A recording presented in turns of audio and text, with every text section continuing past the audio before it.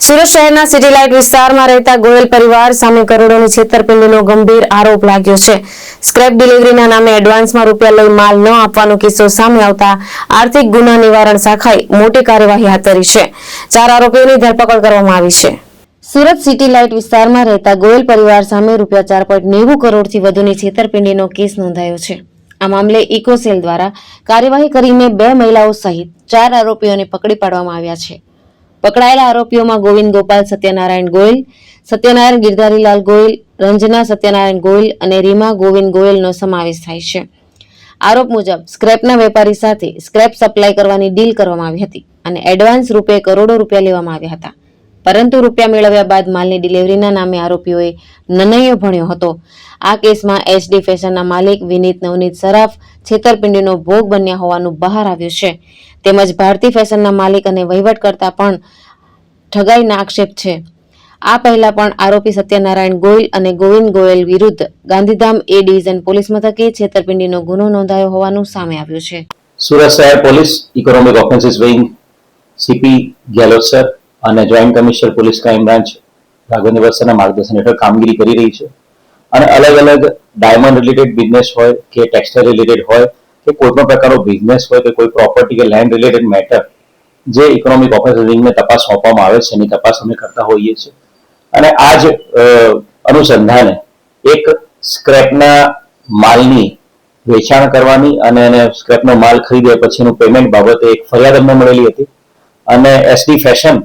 એ અમને ફરિયાદ આપેલી હતી કે ભારતી ફેશન એના જે ડિરેક્ટરો છે સત્યનારાયણ ગોયલ, રંजना ગોયલ, રીમા ગોવિંદ ગોયલ અને આ ડિરેક્ટરો વતીથી આજે મેઇન એમનો જે કામગીરી કરનાર વહીવટ કરતા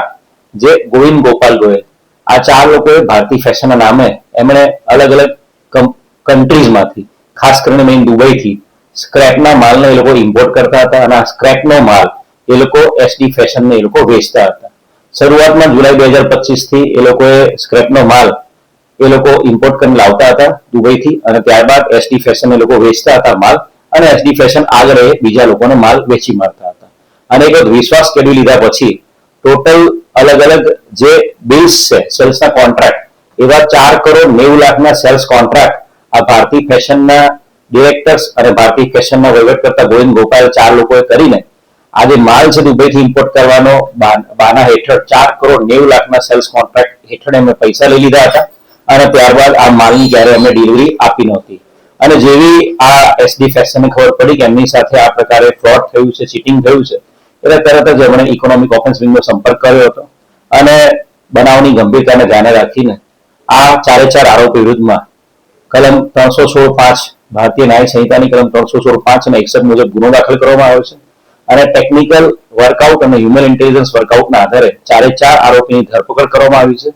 આ 4 જે આરોપી છે સત્યનારાયણ ગોયલ, રીમા ગોયલ, રંजना ગોયલ અને મુખ્ય ગોવિંદ ગોયલ, આ 4 ની ધરપકડ કરીને આજે એમને સમય મર્યાદામાં કોર્ટમાં પ્રોડ્યુસ કરવામાં આવશે।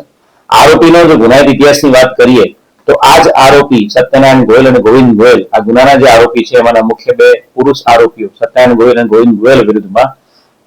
ગાંધીધામ ડિસ્ટ્રિક્ટ જે છે એના એ ડિવિઝન પોલીસ સ્ટેશનમાં પણ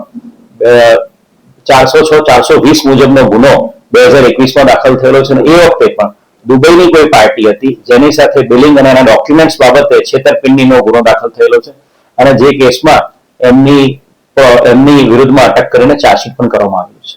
ભાવેશ ઉપાધ્યાય, દ્રષ્ટિકોણ ન્યૂઝ, સુરત।